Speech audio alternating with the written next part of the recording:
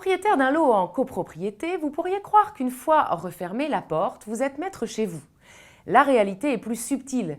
Établir la distinction entre partie commune et partie privative ne va pas toujours de soi. Certes, la loi définit les parties privatives comme étant celles réservées à l'usage exclusif d'un copropriétaire déterminé. Les parties communes sont-elles affectées à l'usage ou à l'utilité de tous les copropriétaires ou de plusieurs d'entre eux.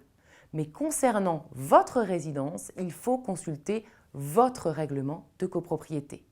En cas d'absence d'informations dans le règlement, on considère alors comme étant des parties communes les grosses œuvres des bâtiments, les cours, parcs, jardins et voies d'accès, les locaux des services communs, les passages et corridors communs, les éléments d'équipement communs, les coffres, gaines et têtes de cheminée ou encore l'antenne collective.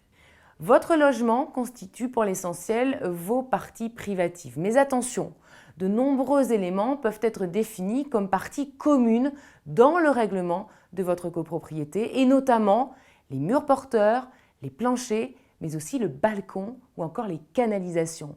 La distinction est importante si vous souhaitez entreprendre des travaux. Par exemple, s'ils portent sur les parties privatives, vous êtes totalement libre.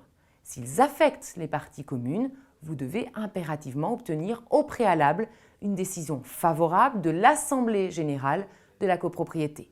L'usage des parties communes fait appel à des règles de bon sens. Chacun doit veiller à ne pas porter atteinte aux droits des autres copropriétaires, par exemple en garant abusivement son véhicule ou en encombrant des passages.